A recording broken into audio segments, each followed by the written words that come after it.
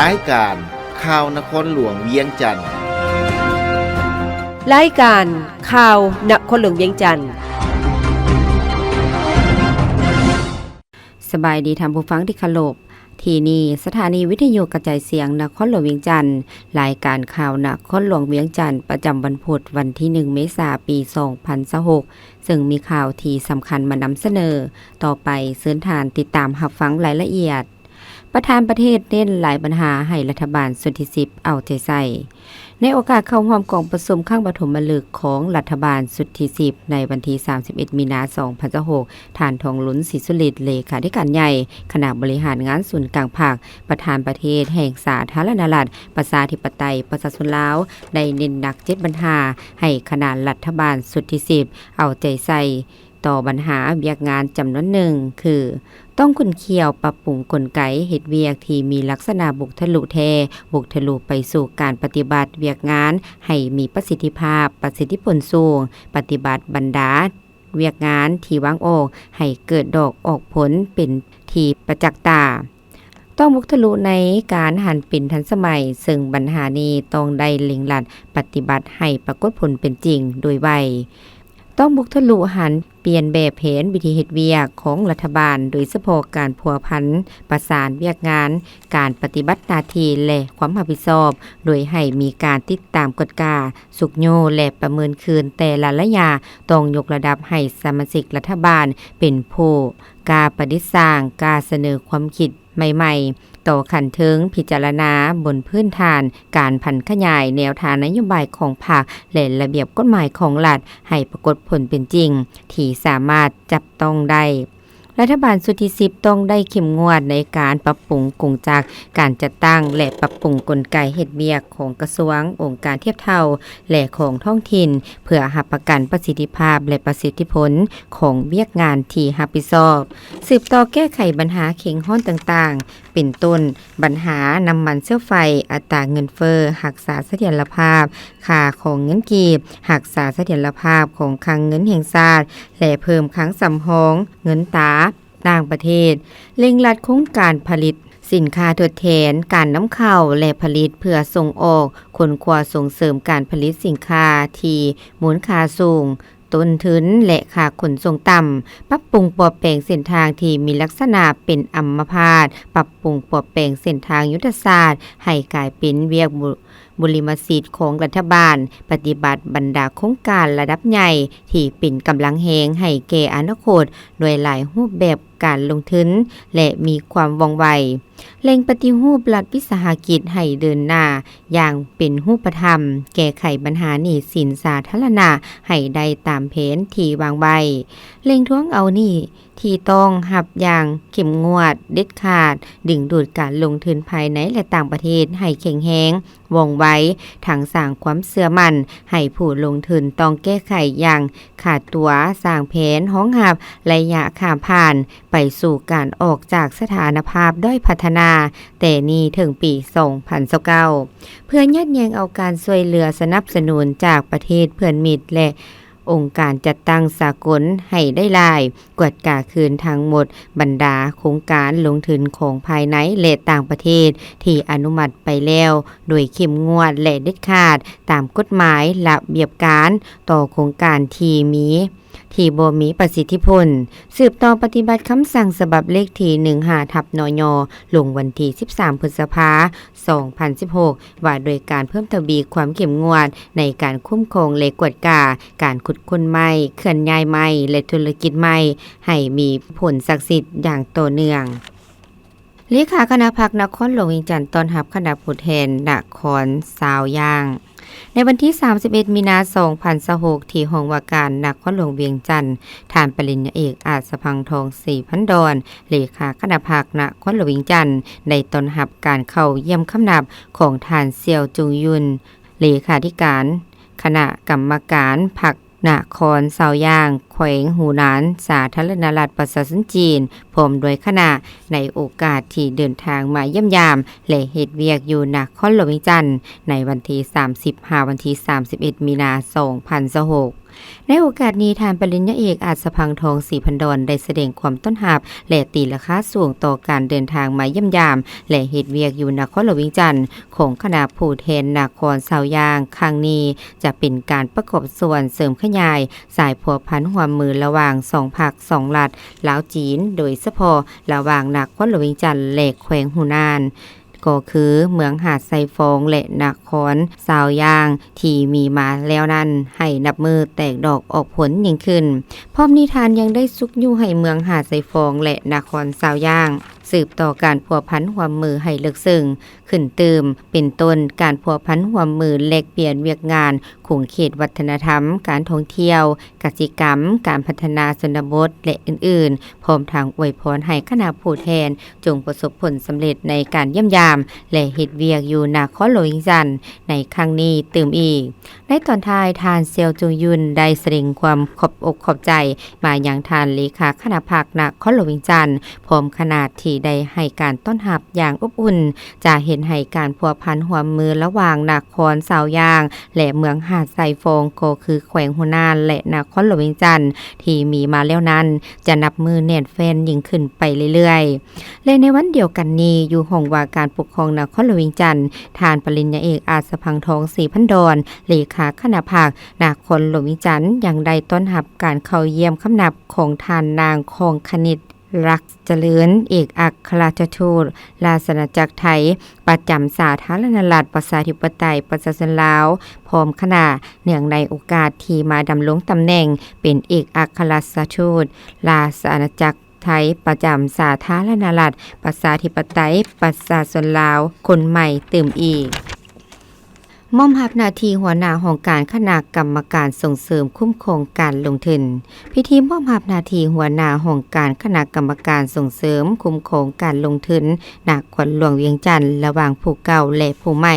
จัดขึ้นในวันที่31มีนาคม2026ที่ห้องว่าการปกครองนครหลวงเวียงจันทน์เป็นเกียรติเข้าร่วมของทานปริญญาเอกอาจสพังทองศรีพันดรกรรมการศูนย์กลางภาคเลขาคณะบริหารงานภาคนครหลวงเวียงจันทน์และภาคส่วนที่เกี่ยวข้องในพิธีทานธนงไสคุดพิทูลหัวหน้าห้องการคณะกรรมการส่งเสริมและคุ้มครองการลงทุนนครหลวงวิงจันทน์ได้รายงานเกี่ยวกับการจัดตั้งปฏิบัติเวียกงานการนำพาซี่นำของห้องการคณะกรรมการส่งเสริมคุ้มครองการลงทุนนครหลวงวิงจันทน์ในระยะผ่านมาและทิศทางสืบต่อในต่อหน้าโดยได้ยกให้เห็นผลงานอันพ้นเด่นเป็นต้นการลงทุนกิจกรรมสัมปทานและกิจการมี78โครงการในนั้นได้เซ็นสัญญาสัมปทานแล้ว40โครงการมูลค่าการลงทุน$776 ล้านสหรัฐมีเนื้อที่สัมปทาน496เฮกตาร์และมีบทบันทึกความเข้าใจ MOU 38โครงการและได้ออกใบอนุญาตลงทุนทั้งหมด217ใบคนครัวสร้างโครงการในบัญชีเฮียการลงทุนอยู่นครหลวงวิงจันทน์ปี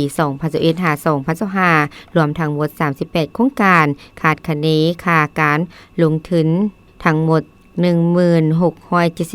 1678.98 ตือกีบและอื่นๆพร้อมนำก็ได้ยกให้เห็นข้อคงค้างและแผนการในตัวหน้าที่จะต้องปรับปรุงแก้ไขจากนั้นในพิธีต่างหน้าคณะจะตั้งนครหลวงวิงจันทน์ได้ผ่านข้อตกลงเลขที่08/คปนวว่าโดยการยกย้ายพนักงานนำพาคุ้มครองโดยได้ยกย้ายทานธนงไสขุดไพฑูรย์หัวหน้าห้องการคณะกรรมการส่งเสริมคุ้มครองการลงทุนนครหลวงวิงจันทน์ผู้เก่าไปรับหน้าที่ใหม่อยู่สภาประชาชนนครหลวงวิงจันทน์พร้อมทางผ่านมติตกลงเลขที่11/คปนวว่าโดยการแต่งตั้งหัวหน้าห้องการคณะกรรมการส่งเสริมและคุ้มครองการลงทุนนครหลวงวิงจันทน์โดยได้แต่งตั้งทานธนงศิลป์แสงพาวงศ์เป็นหัวหน้าห้องการคณะกรรมการส่งเสริมและคุ้มครองการลงทุนนครหลวงวิงจันทน์ผู้ใหม่ในโอกาสนี้ทานปริญญาเอกอาจสพังทองศรีพันดรก็ได้โอ้หลุมต่อพิธีดังกล่าวอีกด้วยมอบหน้าที่ประธานกรรมาธิการต่างประเทศสภาแห่งชาติพิธีมอบหน้าที่ระหว่างทานปริญญาเอกสัญญาประเสริฐประธานกรรมาธิการต่างประเทศสภาแห่งชาติสุทธิเก้าและทานโพไซไข่คำพิทูลกรรมการศูนย์กลางภาคประธานกรรมาธิการต่างประเทศ สภาแห่งชาติสุทธิสิบจัดขึ้นในวันที่30มีนาคม2026อยู่สภาแห่งชาติโดยมีทานปริญญาเอกนางสุนทรสัญญจักรเลขาธิการศูนย์กลางภาครองประธานสภาแห่งชาติพร้อมด้วยคณะประจำสภาแห่งชาติรองประธาน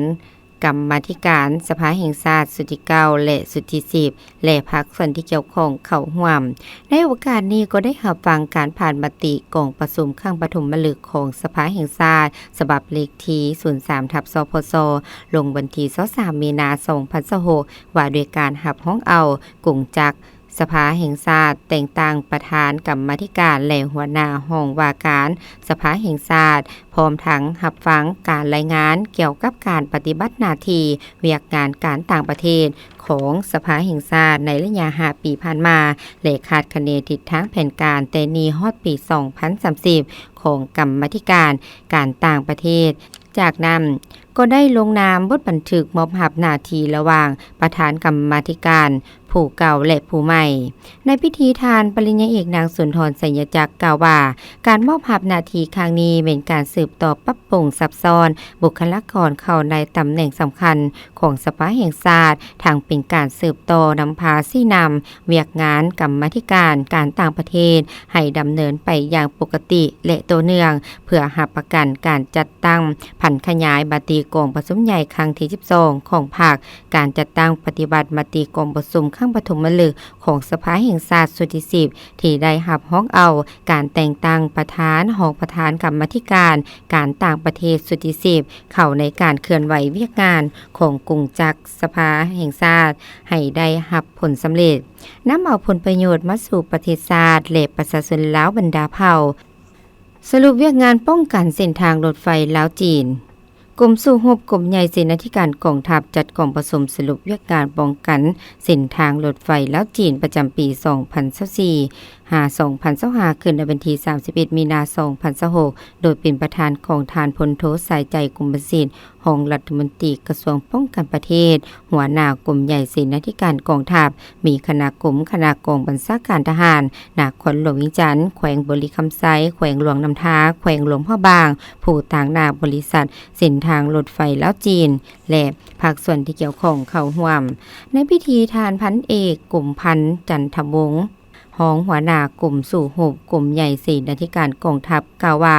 และยา2 ปีผ่านมาคณะรับผิดชอบพาหนะเขาเฮ็ดหน้าที่ป้องกันความเป็นระเบียบเรียบร้อยตามเส้นทางรถไฟลาวจีนเสื่อมซึมให้พนักงานนักรบกลุ่มกองท้องถิ่นที่จะเข้าเฮ็ดหน้าที่ป้องกันแต่ละภาคส่วนเข้าใจอย่างลึกซึ้งเกี่ยวกับข้อสะดวกข้อยุ่งยากและความหมายความสำคัญในการจัดตั้งป้องกันผ่านการเคลื่อนไหวป้องกันในระยะผ่านมาพนักงานนักรบมีความรับผิดชอบสูงต่อหน้าที่การเมืองของตนสกัดกั้นและทับม้างกลอุบายทำลายม้างเพของอิทธิกำลังปรปักษ์และกลุ่มขนบดีกรมกองกำลังท้องถิ่นที่เข้าร่วมเฮ็ดหน้าที่ป้องกันได้เป็นเจ้าการแต่หัวทีมีระเบียบแบบแผนมีสติเกี่ยมพร้อมสู่หบเข้มงวดมีความเห่าหั่นมีน้ำใจอดทนผ่านพาความยุ่งยากนานาประการแสดงออกการป้องกันเว้นยามทั้งกลางเว้นและกลางคืนทันกับเหตุการณ์เกิดขึ้นเหตุให้การป้องกันขอบเขตรับผิดชอบมีความสงบปลอดภัยกำลังที่เฮ็ดหน้าที่ป้องกันได้มีการจัดตั้งอย่างเป็นระบบครบสุดมีคณะชี้นำและบรรดาอนุกรรมการช่วยเวียกต่างๆรวมทั้งองค์การและกลุ่มกองท้องถิ่นซึ่งได้เอาใจใส่ชี้นำกวดกากำลังเป็นปกติใกล้สิติดแทนกับกำลังที่เฮ็ดหน้าที่อยู่บรรดาจุดต่างๆผู้บัญชากำลังอยู่บรรดาจุดป้องกันได้มีความรับผิดชอบสูงต่อหน้าที่ของตนประสานสมทบระหว่างกำลังป้องกันศาสตร์ป้องกันความสงบประสานงานกับกระทรวงป้องกันความสงบบริษัทบริการรักษาความปลอดภัยสากลกระทรวงป้องกันความสงบบริษัทรักษาความปลอดภัยของสาธารณรัฐประชาชนจีนกำลังบริษัทรปภ.รักษาความปลอดภัยในการจัดตั้งเคลื่อนไหวป้องกันมีความเป็นเอกภาพบนพื้นฐานความสามัคคีเป็นจิตหนึ่งใจเดียวและบรรลุได้ตามคาดหมายที่ได้กำหนดไว้ ลาวออสเตรเลียร่วมมือยกระดับการศึกษาเปิดตัววิดีโอใหม่สร้างแรงบันดาลใจแก่เยาวชนทั่วประเทศในวันที่ 30 มีนาคม 2026 ที่นครหลวงเวียงจันทน์กระทรวงศึกษาธิการและกีฬาร่วมกับรัฐบาลออสเตรเลียผ่านแผนงานบีครัวจัดพิธีนำเสนอวิดีโอส่งเสริมการศึกษา2เรื่องใหม่พร้อมสรุปผลสำเร็จการผลิตวิดีโอทั้งหมด4เรื่องเพื่อหวังยกสูงคุณค่าการเรียนและลดพรการปาละการเรียนของนักเรียนเป็นประธานร่วมของทานปริญญาเอกนางดาราบอนกิตติพันธ์รองรัฐมนตรีกระทรวงศึกษาธิการและกีฬาและทานนางบินนิตาซัมเมอร์วิลรองเอกอัครราชทูตออสเตรเลียประจำลาวมีบรรดาผู้ต่างหน้าทางภาครัฐครูร่วมพัฒนาและภาคส่วนเกี่ยวข้องเข้าร่วมในพิธีทานนั้นท่านดาราวรกิตติพันธ์ได้กล่าวว่าแผนโฆษณาวิดีโอนี้แม่นการร่วมมือสำหรับเพื่อแก้ไขปัญหาในแขนงการศึกษาโดยเฉพาะการลดพรอัตราการเข้าเรียนและการรักษาครูที่มีคุณภาพฐานเน้นว่าการศึกษาบ่แม่นเพียงเพื่อหาเวียกเฮ็ดแต่ยังเป็นการพัฒนาทักษะและความคิดวิเคราะห์เพื่อสร้างอนาคตขณะเดียวกันท่านเบนิตาซัมเมอร์วิลได้กล่าวว่าออสเตรเลียมีความภาคภูมิใจในการสนับสนุนลาวตั้งแต่การพัฒนาหลักสูตรจนถึงการเปลี่ยนแปลงทัศนคติต่อการเรียนวิดีโอเหล่านี้ถูกออกแบบให้เข้าถึงอารมณ์และกระตุ้นแนวคิดให้ประชาชนเห็นคุณค่าการศึกษาอย่างแท้จริงสำหรับวิดีโอใหม่2เรื่องประกอบมีความฝันและหมู่บ้านที่ให้ความสำคัญแก่การศึกษาเรื่องความฝันนำเสนอชีวิตเด็กหญิงชนเผ่าที่มีความมุ่งมั่นเรียนและฝันจะสืบต่ออาชีพในสายสตรีมสะท้อนให้เห็นถึงการส่งเสริมความเท่าเทียมทางเพศส่วนหมู่บ้านเป็นเรื่องราวการร่วมแรงของชุมชนในการนำเด็กกลับคืนโรงเรียนและแสดงการเรียนร่วมของเด็กพิการนอกจากนี้วิดีโอทั้งหมดยังถูกสร้างขึ้นจากแรงบันดาลใจชีวิตจริงเพื่อให้ผู้สามารถเห็นตนเองในเนื้อเรื่องและนำไปสู่การตัดสินใจจริงในชีวิตภายหลังการสร้างวิดีโอยังมีการแบ่งปันประสบการณ์จากผู้ที่ประสบผลสำเร็จจากการเรียนพร้อมทั้งมอบใบย่องยอให้ผู้ร่วมผลิตนำอีกพร้อมนี้ท่านดาราวรกิตติพันธ์กล่าวปิดท้ายว่าผลสำเร็จครั้งนี้เป็นก้าวสำคัญในการสุกยูการศึกษาของชาติและเสริญสวนทุกภาคส่วนให้ร่วมเผยแพร่วิดีโอเพื่อสร้างการรับรู้และเพิ่มโอกาสการเรียนให้เด็กทุกคนในประเทศกระทรวงศึกษาธิการและกีฬาร่วมกับรัฐบาลออสเตรเลียยกระดับคุณภาพครูผ่านระบบ CPD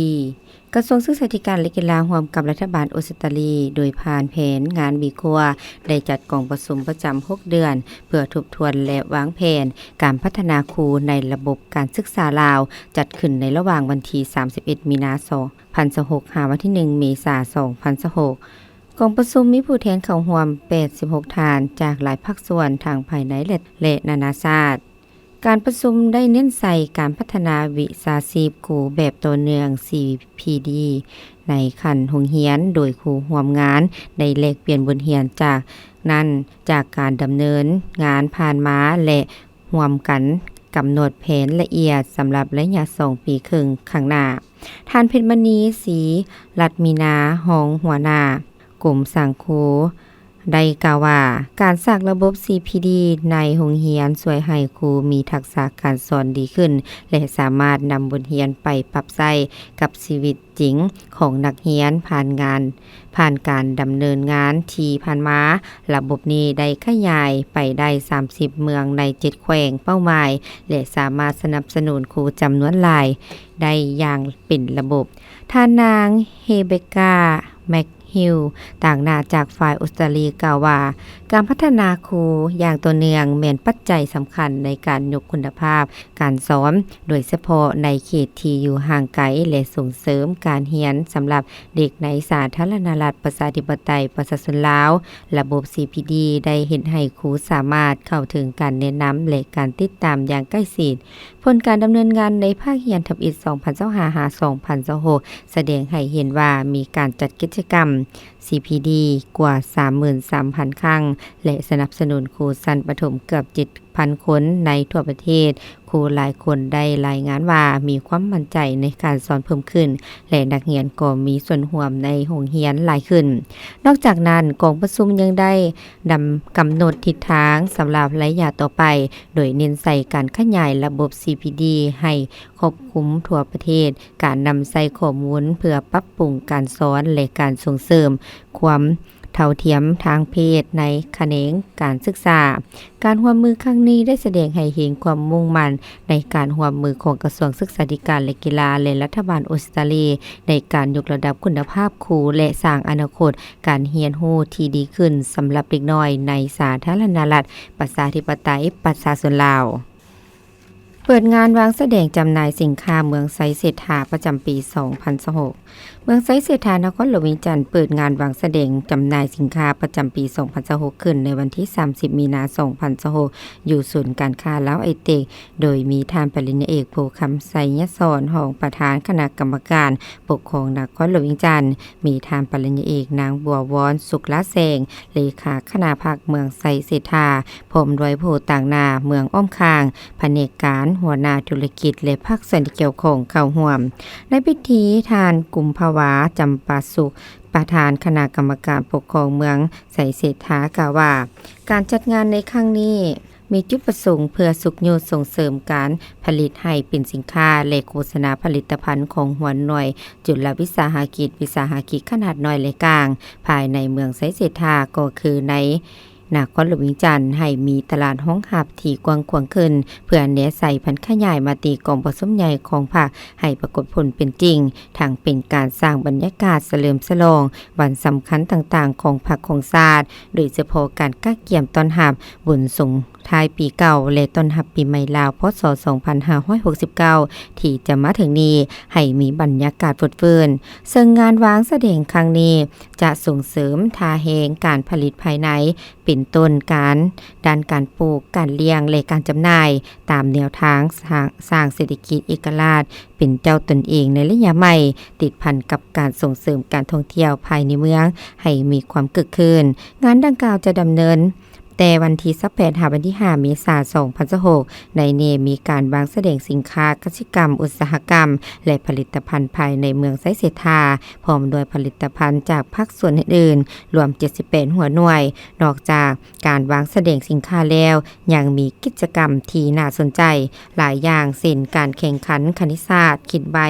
การแสดงศิลปวรรณคดีการ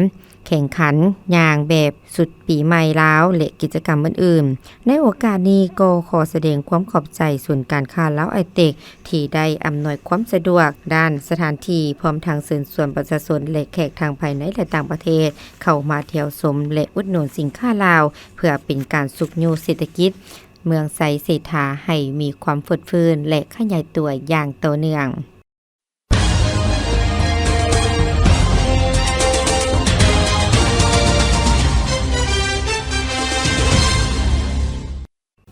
ต่อไปเชิญท่านรับฟังข่าวต่างประเทศดัชนีการประดิษฐ์สร้างใหม่ของประเทศจีนยับขึ้นเป็นอันดับที่9ของโลกบทรายงานการประดิษฐ์สร้างใหม่แห่งชาติปี 2025ที่สถาบันค้นคว้ายุทธศาสตร์การพัฒนาวิทยาศาสตร์เทคโนโลยีจีนเปิดเผยในกล่องประชุมประจำปีของเวทีปรึกษาหารือจงกวนซุนปี 2026ที่จัดขึ้นเมื่อบ่ดนมานี้ได้แสดงให้เห็นว่าดัชนีการประดิษฐ์สร้างใหม่แห่งชาติของจีนได้ยับขึ้นมาเป็นอันดับที่9ของโลก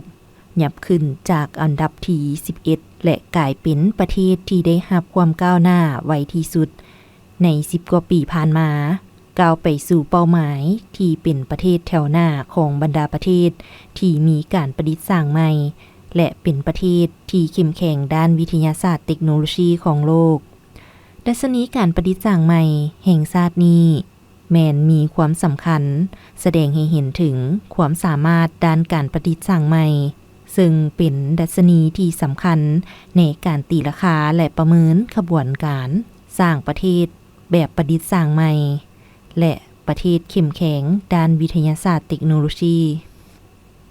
สหพันธ์อาหรับเสนอเลขาธิการคนใหม่เมื่อบ่ดนมานี้สหพันธ์อาหรับได้ประกาศท่านนาบีฟามีอดีตรัฐมนตรีกระทรวงการต่างประเทศอียิปต์ได้รับการเสนอดำรงตำแหน่งเลขาธิการใหญ่การเสนอท่านนาบิลฟามีดำรงตำแหน่งเลขาธิการใหญ่สหพันธ์อาหรับสืบทอดท่านอามัดอับรูเกตโดยบรรดาประเทศสมาชิกเห็นดีเป็นเอกภาพหับฮ้องเอาในวาระของประชุมรัฐมนตรีการต่างประเทศอาหรับครั้งที่165สหพันธ์อาหรับจะยื่นเสนอในกองประชุมสามัญครั้งที่35ของกองประชุมสุดยอดสหพันธ์อาหรับคาดว่าจะจัดขึ้นอยู่ซาอุดิอาระเบียซึ่งแม่นบอนที่บรรดาประมุขรัฐจะให้สถาญาบันตำแหน่งเลขาธิการใหญ่อย่างเป็นทางการด้วยความเห็นดีเห็นพร้อมข่าวพยากรณ์อากาศประจำวันที่1เมษายน2026ความกดดันสูงของอากาศเย็นที่ประเทศจีนจะแผ่ลงมาปกคลุมอยู่เขตภาคเหนือด้านตะวันออกของประเทศลาวส่วนภาคเหนือด้านตะวันตกลงหาภาคกลางและภาคใต้ความกดดันต่ำของอากาศร้อนยังปกคลุมด้วยกำลังอ่อนหาปานกลางสมทบกับกระแสลมตะวันตกตะวันออกเฉียงใต้พัดปกคลุมซึ่งจะเฮ็ดให้อากาศเย็นในตอนกลางคืนหาตอนเช้าอยู่แขวงภาคเหนือแขวงไซสมบูรณ์และเขตภูเพียงบริเวณสำหรับตอนบ่ายอากาศร้อนหาร้อนเอาอยู่ทั่วไปและจะมีฝนตกฟ้าห้องฟ้าเลื่อมในระดับคอยหาปานกลางพอมีลมพัดแหงอยู่บางท้องถิ่นในแต่ละภาคคำเตือนขอแจ้งถึงประชาชนบรรดาเผ่าองค์การปกครองท้องถิ่นและองค์การจัดตั้งทุกภาคส่วนจงมีสติระมัดระวังต่อกับสภาพอากาศร้อนเอาหลายซึ่งจะเฮ็ดให้เกิดมีอัคคีภัยไฟฟ้าลัดวงจรผลกระทบต่อกับสุขภาพของผู้เฒ่าและเด็กน้อยโรคลมแดดพร้อมนี้ขอให้หลีกเลี่ยงกิจกรรมกลางแจ้งเป็นเวลาดนเนื่องจากระยะนี้ได้มีสภาพอากาศร้อนเอาหาร้อนเอาหลายในระยะตอนบ่ายซึ่งจะเฮ็ดให้เกิดมีฟ้าห้องฟ้าเลื่อมฟ้าผ่าหมักเห็บตกและลมพัดแหงอยู่บางท้องถิ่นแขวงภาคกลางและภาคใต้ขอให้ติดตามข่าวพยากรณ์อากาศจากกรมอุตุนิยมและอุตุศาสตร์อย่างต่อเนื่องพยากรณ์อากาศแต่ 7 โมงของวันที่1เมษายนหา 7 โมงของวันที่2เมษายน2026ภาคเหนือด้านตะวันออกแขวงพงสาลีเวียงไสสำเหนือและเสียงขวางอากาศเย็นในตอนกลางคืนหาตอนเช้าสำหรับตอนบ่ายอากาศร้อนและจะมีฝนตกฟ้าห้องฟ้าเลื่อมในระดับคอยหาปานกลางพอมีลมพัดแหงอยู่บางท้องถิ่นหรือเนื้อที่ปกคลุมของฝนเท่ากับสาวส่วนห้อยของภาคอุณหภูมิระหว่าง14-31 องศาภาคเหนือด้านตะวันตกแขวงหลวงน้ำทาบ่อแก้วอุดมไซหลวงพระบางและไซยบุรีอากาศเย็นในตอนกลางคืนหาตอนเช้าส่วนตอนบ่ายอากาศร้อนหาร้อนเอาอยู่ทั่วไปพอมีลมพัดแหงอยู่บางท้องถิ่นอุณหภูมิระหว่าง15-38 องศานครหลวงเวียงจันทน์อากาศร้อนหาร้อนเอาอยู่ทั่วไปและจะมีฝนตกฟ้าห้องฟ้าเลื่อมในระดับคอยพอมีลมพัดแหงเป็นบางโอกาสอยู่บางบริเวณในตอนบ่ายหาตอนกลางคืน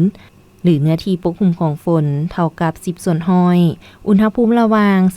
25-38 องศาภาคกลางอากาศร้อนหาร้อนเอาอยู่ทั่วไปและจะมีฝนตกฟ้าห้องฟ้าเลื่อมในระดับคอยหาปานกลางพอมีลมพัดแหงอยู่บางท้องถิ่นหรือเนื้อที่ปกคลุมของฝนเท่ากับ25ส่วนห้อยของภาคอุณหภูมิระหว่าง21-39 องศาแขวงไซสมบูรณ์อากาศเย็นในตอนกลางคืนหาตอนเช้าส่วนตอนกลางวันอากาศร้อนและจะมีลมพัดแหงเป็นบางโอกาสอุณหภูมิระหว่าง15-34 องศาภาคใต้อากาศร้อนหาร้อนเอาอยู่ทั่วไปและจะมีฟ้าห้องฟ้าเลื่อม ในระดับคอยพอมีลมพัดแหงอยู่บางท้องถิ่นหรือหน้าที่ปกคลุมของฝนเท่ากับ15ส่วนห้อยของภาคอุณหภูมิระหว่าง17-39องศาสำหรับเขตภูเพียงบริเวณอากาศเย็นอยู่ทั่วไปและจะมีฟ้าห้องฟ้าเลื่อมในระดับคอยพอมีลมพัดแหงเป็นบางโอกาสหรือหน้าที่ปกคลุมของฝนเท่ากับ10ส่วนห้อยอุณหภูมิระหว่าง14-28องศา